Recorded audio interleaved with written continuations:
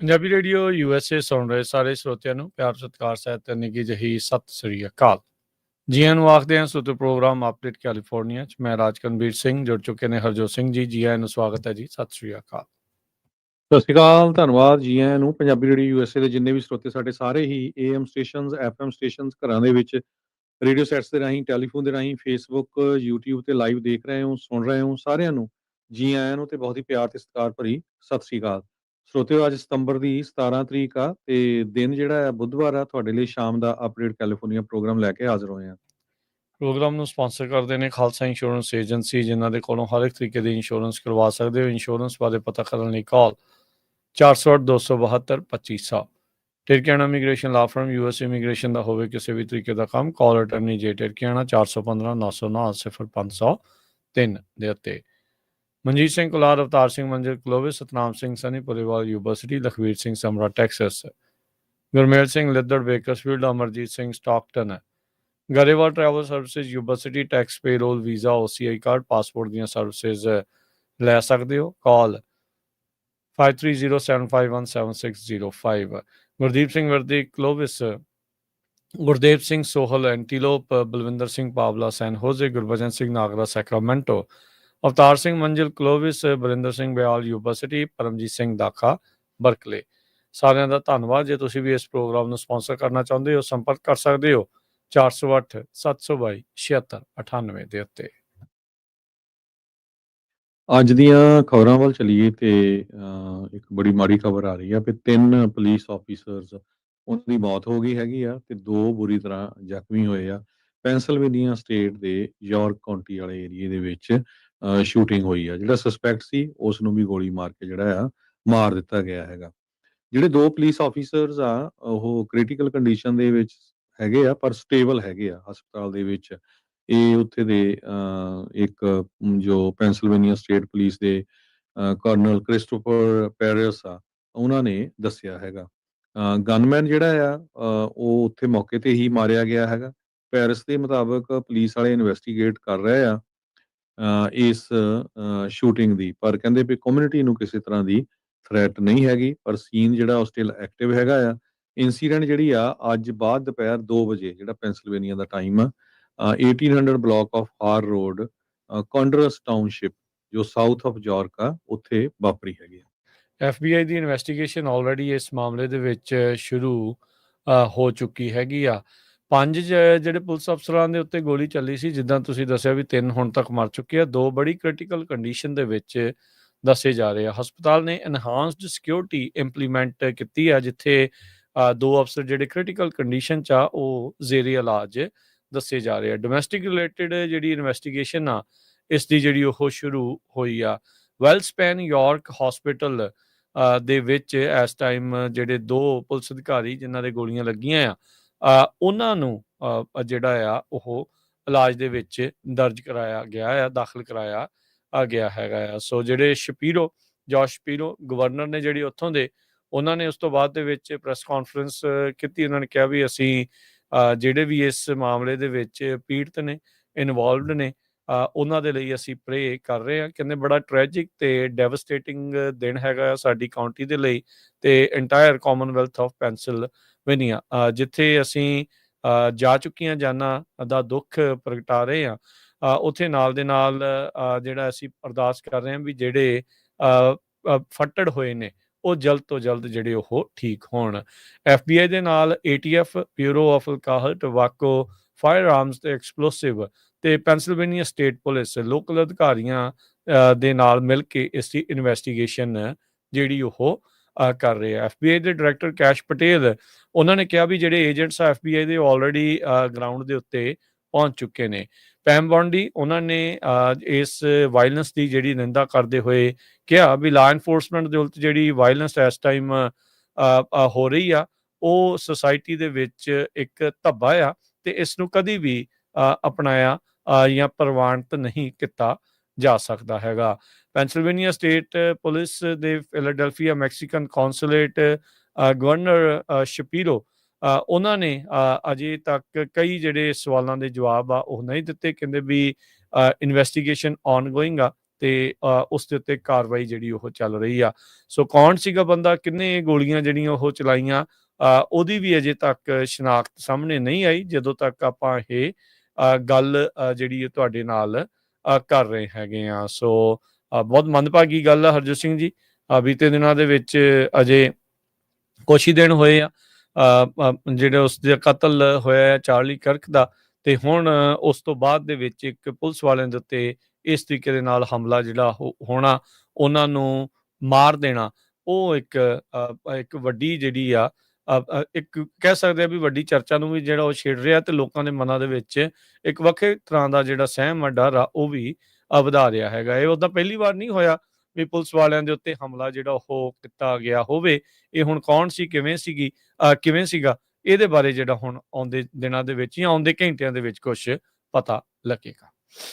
ਉਧਰ ਏਬੀਸੀ ਨੇ ਜੀ ਜੀ ਜੀ ਏਬੀਸੀ ਨੇ ਜਿਮੀ ਕਿੰਬਲ ਜਿਹੜਾ ਸ਼ੋਅ ਹੁੰਦਾ ਆ ਲਾਈਵ, ਉਸ ਨੂੰ ਇਨਡੈਫੀਨਿਟਲੀ ਆਫ ਏਅਰ ਕਰ ਦਿੱਤਾ ਹੈਗਾ। ਪਿਛਲੇ ਦਿਨਾਂ ਦੇ ਵਿੱਚ ਜਿਮੀ ਕਿੰਬਲ ਨੇ ਸਟੇਟਮੈਂਟ ਜਾਰੀ ਕੀਤੀ ਸੀਗੀ। ਉਹ ਐਕਚੁਅਲੀ ਬੋਲਿਆ ਸੀਗਾ ਉਹ ਲਾਈਵ, ਖਾਸ ਕਰਕੇ ਕਰਕ ਦੀ ਮੌਤ ਤੋਂ ਬਾਅਦ, ਕਿ ਜਿਹੜਾ ਉਸ ਨੂੰ ਮਾਰਨ ਵਾਲਾ ਹੈਗਾ ਆ ਉਹ ਮੈਗਾ ਵਾਲਿਆਂ ਦਾ ਹੀ ਮੈਂਬਰ ਹੈਗਾ ਆ। ਇਸ ਤੋਂ ਬਾਅਦ ਕਾਫੀ ਵਿਰੋਧ ਹੋਇਆ, ਤੇ ਹੁਣ ਏਬੀਸੀ ਵਾਲਿਆਂ ਨੇ ਇਹ ਕਿਹਾ ਵੀ ਉਸ ਨੂੰ ਅਸੀਂ ਜਿਹੜਾ ਆ ਆਫ ਏਅਰ ਕਰ ਦਿੱਤਾ ਹੈਗਾ। ਹੁਣ ਇਹ ਨਹੀਂ ਪਤਾ ਵੀ ਵਾਪਸ ਉਹ ਆਊਗਾ, ਕੀ ਕਹੂਗਾ ਜਾਂ ਨਹੀਂ, ਪਰ ਕਰੰਟਲੀ ਉਸ ਨੂੰ ਆਫ ਏਅਰ ਕਰ ਦਿੱਤਾ। ਇਹਦੇ ਵਿੱਚ ਪ੍ਰੈਜ਼ੀਡੈਂਟ ਟਰੰਪ ਉਹਨਾਂ ਨੇ ਵੀ ਸਟੇਟਮੈਂਟ ਜਾਰੀ ਕੀਤੀ ਆ ਵੀ ਇਹ ਵਧੀਆ ਕੀਤਾ ਗਿਆ ਹੈਗਾ ਵੀ ਉਸ ਨੂੰ ਜਿਹੜਾ ਆਫ ਏਅਰ ਕਰ ਦਿੱਤਾ ਗਿਆ ਹੈਗਾ। ਈਵਨ ਜਿਹੜੇ ਕਈ ਡੈਮੋਕ੍ਰੇਟ ਹੈਗੇ ਆ, ਉਹ ਵੀ ਕਹਿ ਰਹੇ ਆ ਵੀ ਇਹ ਗੱਲ ਉਹਨੂੰ ਨਹੀਂ ਕਹਿਣੀ ਚਾਹੀਦੀ ਸੀਗੀ ਇਸ ਟਾਈਮ ਦੇ ਉੱਤੇ। ਪਰ ਇਸ ਵੇਲੇ ਜਿਹੜਾ ਮਾਹੌਲ ਆ ਬਹੁਤ ਗਰਮ ਚੱਲ ਰਿਹਾ। ਜਿਹੜਾ ਵੀ ਕੋਈ ਕਰਕ ਦੇ ਅਗੇਂਸਟ ਬੋਲਦਾ ਆ ਜਾਂ ਕੋਈ ਕਮੈਂਟ ਕਰਦਾ ਆ, ਤੇ ਉਹਨਾਂ ਨੂੰ ਜੌਬ ਤੋਂ ਕੱਢ ਦਿੱਤਾ ਜਾਂਦਾ ਹੈਗਾ। ਰੀਸੈਂਟਲੀ ਜਿਹੜੀ ਫੌਜ ਆ ਉਹਦੇ ਵਿੱਚੋਂ ਵੀ ਬੰਦੇ ਜਿਹੜੇ ਫਾਇਰ ਕੀਤੇ ਗਏ, ਉਹਨਾਂ ਨੇ ਸੋਸ਼ਲ ਮੀਡੀਆ ਦੇ ਉੱਤੇ ਜੋ ਕਮੈਂਟ ਲਿਖੇ ਸੀਗੇ। ਹੋਰ ਬਹੁਤ ਕੰਪਨੀਆਂ 'ਚ ਲੋਕਾਂ ਨੂੰ ਜਿਹੜਾ ਆ ਕੱਢਿਆ ਗਿਆ ਹੈ। ਜੀ ਬਿਲਕੁਲ, ਰੋਬਿਨਸਨ ਦੇ ਬਾਰੇ ਉਹ ਕਹਿ ਰਹੇ ਸੀਗੇ ਵੀ ਜਿਹੜਾ ਮਾਗਾ ਗੈਂਗ ਆ, ਉਹ ਪੋਲੀਟੀਕਲ ਪੁਆਇੰਟਸ ਸਕੋਰ ਕਰਨ ਦੀ ਜਿਹੜੀ ਉਹ ਕੋਸ਼ਿਸ਼ ਕਰ ਰਿਹਾ ਆ। ਐਫਸੀਸੀ ਦੇ ਜਿਹੜੇ ਚੇਅਰ ਆ, ਉਹਨਾਂ ਨੇ ਕਿਹਾ ਸੀਗਾ ਵੀ ਵਨ ਵੇ ਔਰ ਅਨਦਰ ਦੇ ਗੋਨਾ ਫਾਈਂਡ ਆਊਟ ਵੀ ਕਿੱਦਾਂ ਆ। ਵਾਲਟ ਡਿਜ਼ਨੀ ਜਿਹੜੀ ਏਬੀਸੀ ਦੀ ਪੇਰੈਂਟ ਕੰਪਨੀ ਆ, ਉਹਨਾਂ ਨੇ ਇਹ ਜਿਹੜਾ ਉਹ ਫੈਸਲਾ ਇਵੈਂਚੁਅਲੀ ਜਿਹੜਾ ਉਹ ਲਿਆ ਵੀ ਭਾਈ ਇਹ ਬਹੁਤ ਜ਼ਿਆਦਾ ਇਹਨਾਂ ਨੂੰ ਤੱਤੇ ਪਾਣੀ ਦੇ ਵਿੱਚ ਪੈ ਸਕਦਾ ਆ।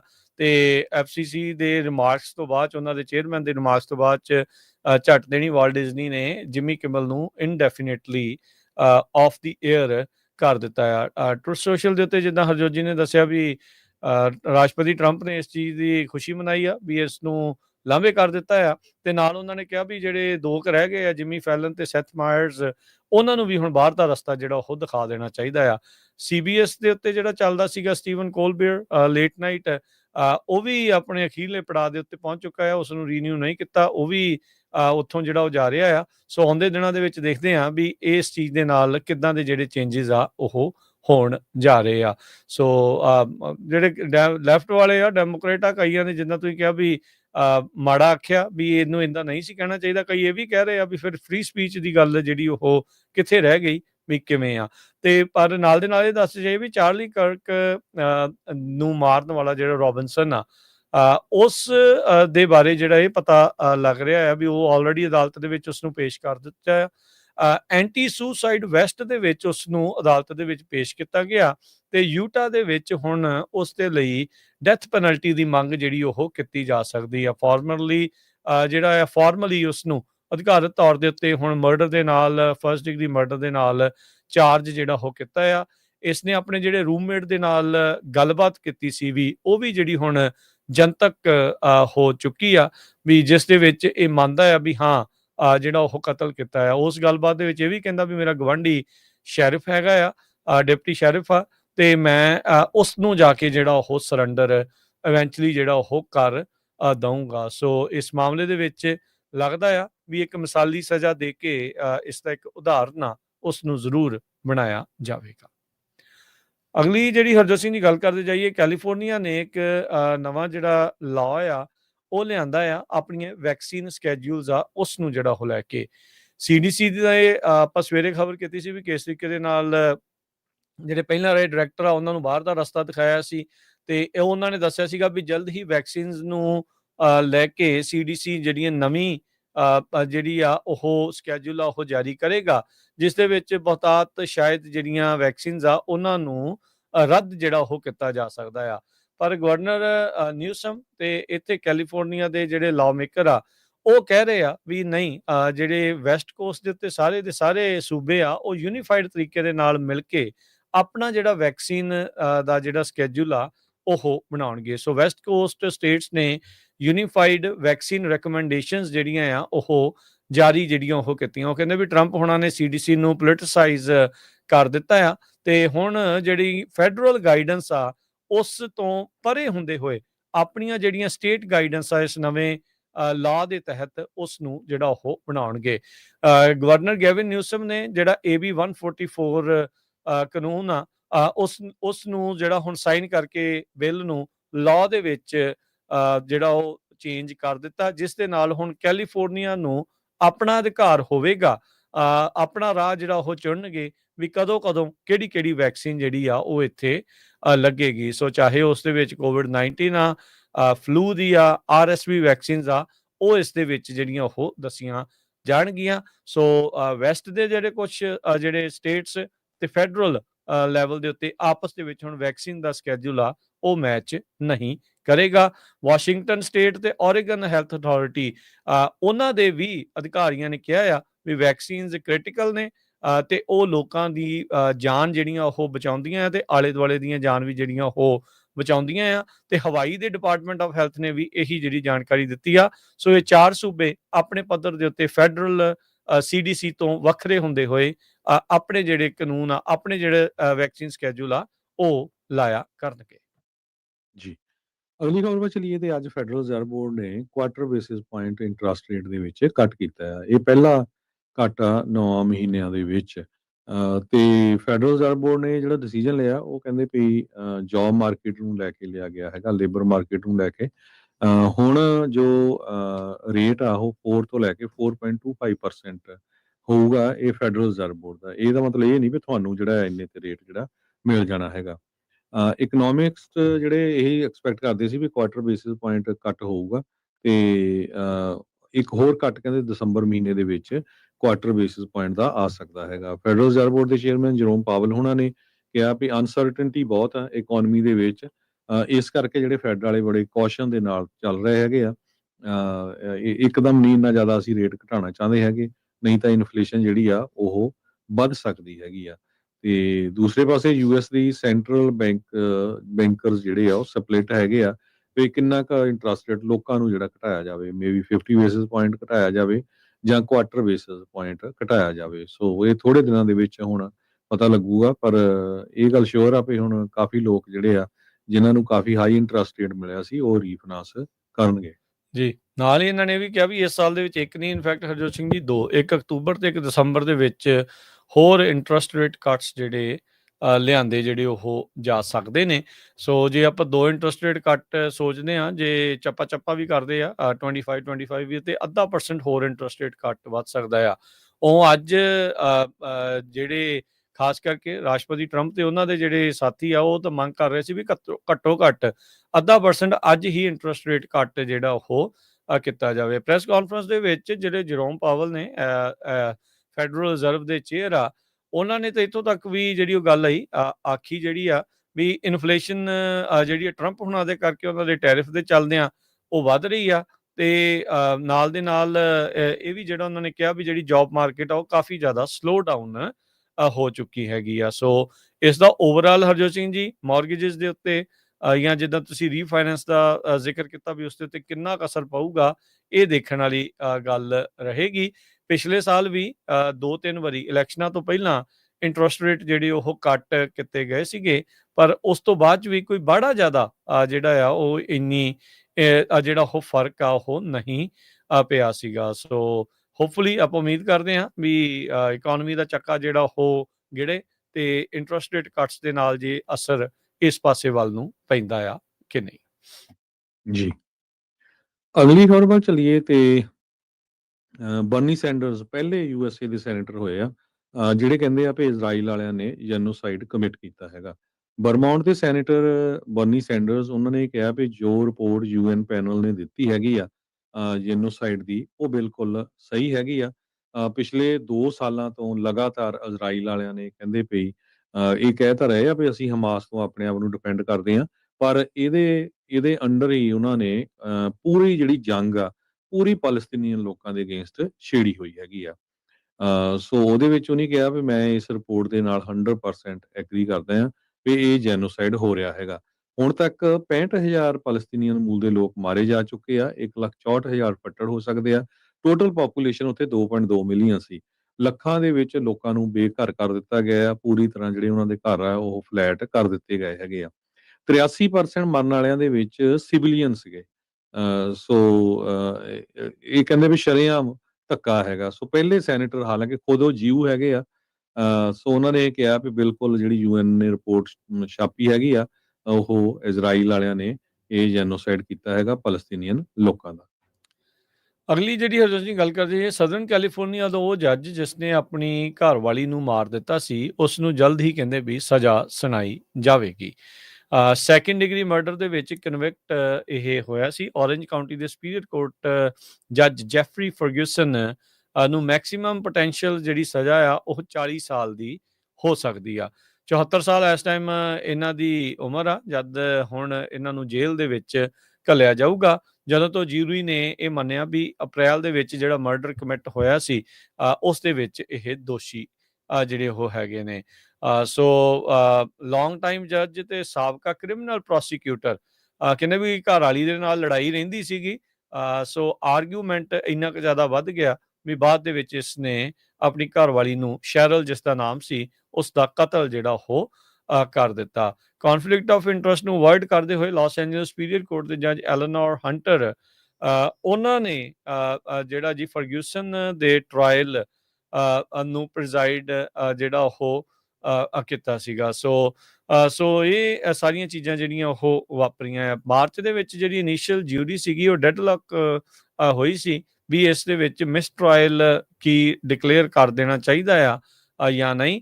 ਪਰ ਅਪ੍ਰੈਲ ਦੇ ਵਿੱਚ ਜਿਹੜੀ ਦੂਜੀ ਜਿਊਰੀ ਸੀ, ਉਸ ਨੇ ਫਰਗਿਊਸਨ ਨੂੰ ਸੈਕੰਡ ਡਿਗਰੀ ਮਰਡਰ ਦੇ ਵਿੱਚ ਦੋਸ਼ੀ ਕਰਾਰ ਦੇ ਦਿੱਤਾ ਸੀ ਤੇ ਨਾਲ ਗਨ ਐਨਹਾਂਸਮੈਂਟ ਦੇ ਜਿਹੜੇ ਚਾਰजेस ਆ ਉਸ ਦੇ ਵਿੱਚ ਵੀ ਦੋਸ਼ੀ ਪਾਇਆ ਸੀਗਾ। ਜੀ ਬਿਲਕੁਲ। ਕੈਲੀਫੋਰਨੀਆ ਦੀ ਜਿਹੜੀ ਜੌਬ ਗਰੋਥ ਆ ਕਹਿੰਦੇ ਵੀ 80% ਲੈਸ ਆ ਜਿੰਨੀ ਕਿ ਅਸੀਂ ਸੋਚਦੇ ਹਾਂ। ਉਸ ਹਿਸਾਬ ਦੇ ਨਾਲ ਇਹ ਬਹੁਤ ਵੱਡਾ ਜਿਹੜਾ ਨੰਬਰ ਆਇਆ ਵੀ ਲੱਗ ਨਹੀਂ ਰਿਹਾ ਵੀ ਜੌਬ ਜਿਹੜੀਆਂ ਕ੍ਰੀਏਟ ਹੋ ਰਹੀਆਂ ਹੈਗੀਆਂ। ਕੈਲੀਫੋਰਨੀਆ ਦੇ ਬੌਸਸ ਨੇ ਕਹਿੰਦੇ ਸਿਰਫ 18,000 ਵਰਕਰਸ